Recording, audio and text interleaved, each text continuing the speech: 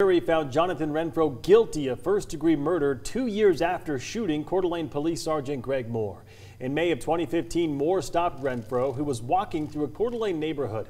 People in that neighborhood had been plagued by recent car prowls. Renfro pulled out a gun and shot Moore. He then took the officer's gun and sped off in his police cruiser. Last month, Renfro pleaded guilty to grand theft and eluding a police officer, among other things. Usually the next step of a trial would be sentencing, but there's one more step Renfro has to take before he learns his fate. That's because the death penalty is on the table in this case. Court documents also show Renfro has not been a model prisoner in his time behind bars. Jail staff says he's threatened other inmates and officers. KREM 2's Amanda Rowley has more on his behavior inside jail. Today concluded the guilt phase of the Jonathan Renfro murder trial. The jury will now return to court on Monday at 9 a.m. for the beginning of the aggravation phase. Prior to the trial, prosecutors filed a motion with the intent to seek the death penalty.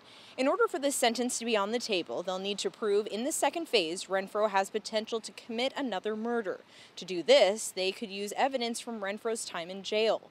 According to the motion filed last year, the state learned while Renfro was incarcerated, he engaged in the following: multiple incidents of violence toward law enforcement, fashioned weapons, and made multiple violent, lethal threats against inmates and correctional officers.